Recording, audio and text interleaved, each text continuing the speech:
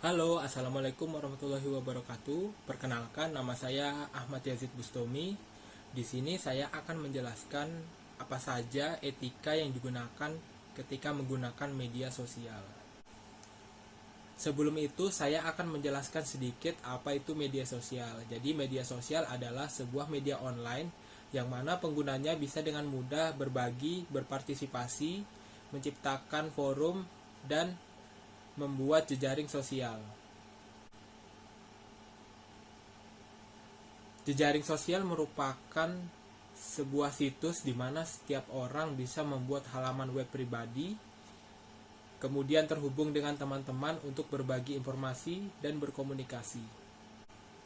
Berbagai media sosial yang populer di masyarakat Indonesia antara lain seperti Facebook, Instagram, dan Twitter. Salah satu media sosial yang populer di Indonesia adalah Instagram.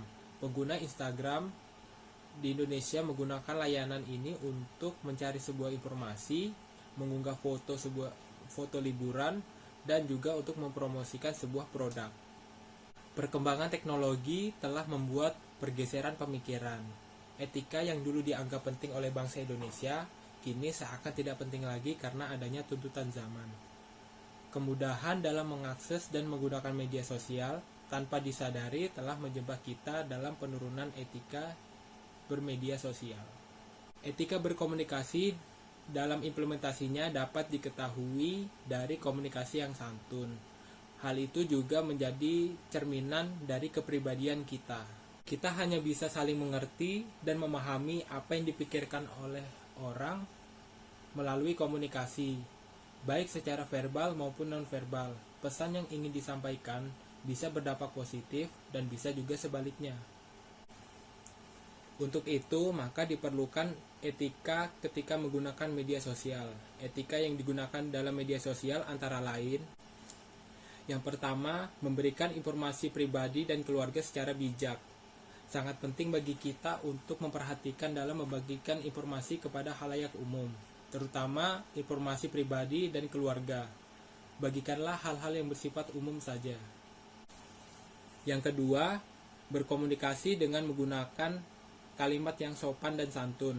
Gunakanlah kaidah bahasa yang baik dan benar dalam berkomunikasi, baik itu dalam bentuk tulisan maupun ucapan.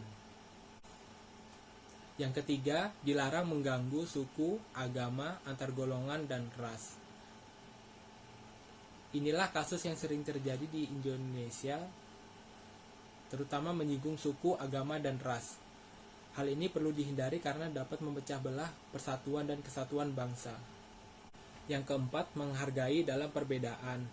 Ini merupakan hal yang penting bagi kita karena kita sebagai manusia memiliki cara pandang yang berbeda dalam menanggapi suatu hal.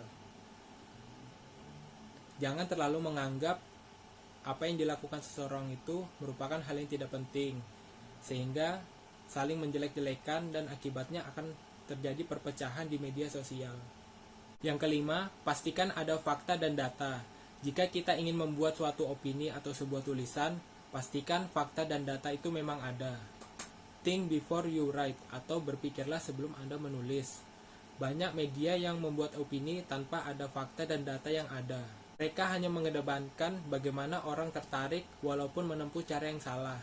Berhati-hatilah ketika membuat opini negatif pada seseorang, karena hal itu dapat melanggar Undang-Undang ITE Pasal 27 Ayat 3 tentang pencemaran nama baik di dunia maya.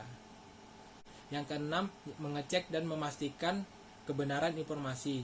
Bagi kita yang ingin membagikan informasi kepada orang lain, kita pastikan terlebih dahulu sebelumnya apakah informasi yang ingin kita bagikan ini telah benar dan akurat. Jangan percaya dengan judul-judul yang seolah benar tapi nyatanya salah, tetapi kita harus memastikan terlebih dahulu apakah informasi ini akurat atau tidak dari sumber-sumber informasi yang terpercaya. Yang ketujuh, menghargai hak cipta dengan menyebutkan sumber. Begitu banyak kasus yang kita temui di media sosial tentang pengambilan hak cipta seseorang dengan cara mengganti dan menghapusnya. Hak cipta ini bisa berupa gambar, lagu, dan video. Sangat dianjurkan untuk menyebutkan sumber yang membuat sebagai penghargaan atas karya yang dihasilkan.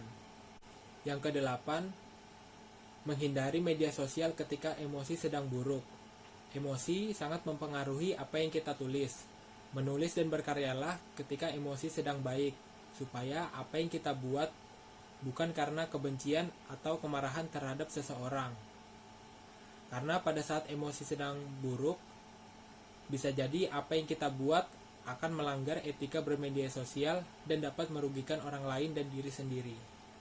Yang kesembilan, hindari menggunakan identitas palsu.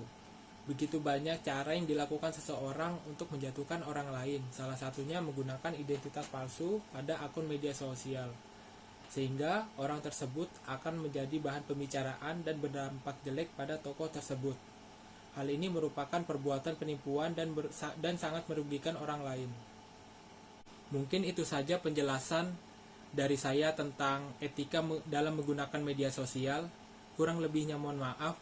Sekian dan terima kasih.